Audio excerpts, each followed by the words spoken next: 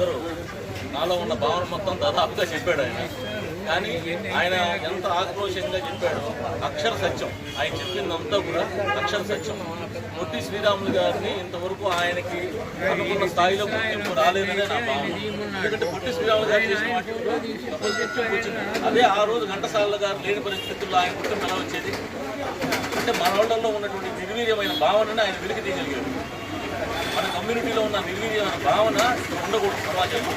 అదేవిధంగా పొట్టి శ్రీరాములు గారు భాషా సంయుక్త రాష్ట్రాలు అనేది ఇవాళ భారతదేశం పరిస్థితి ఏంటి? 14 భాషా సంయుక్త రాష్ట్రాలుగా ఏర్పడడానికి మూల బిందువు పొట్టి శ్రీరాములు.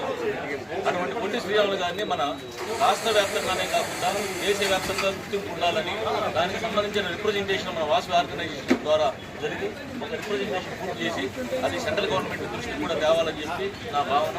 దానికి సంబంధించిన వర్క్ ఏదైనా ఉన్నా నేను ఇన్వాల్వ్ అవుతాను తెలియజేస్తున్నాను. బుద్ధిలో బుద్ధి ఏంటంటే మన స్టేట్ గవర్నమెంట్ ఇన్నాళ్ళకి ఆయన చేసిన త్యాగాన్ని గుర్తించి సుమారుగా ఒక 6.8 ఎకరాల స్థలాన్ని ఇచ్చి దాన్ని అతి కొద్ది టైంలో టీడీపీ గవర్నమెంట్లో ఆయన 58 రోజుల నిరసన దీక్షగా 58 అడుగుల కాంస్య విగ్రహాన్ని పూర్తి చేసి ఈరోజు ప్రారంభించడం ఆయన జయంతి రోజు చాలా ఆనందకరమైన విషయం.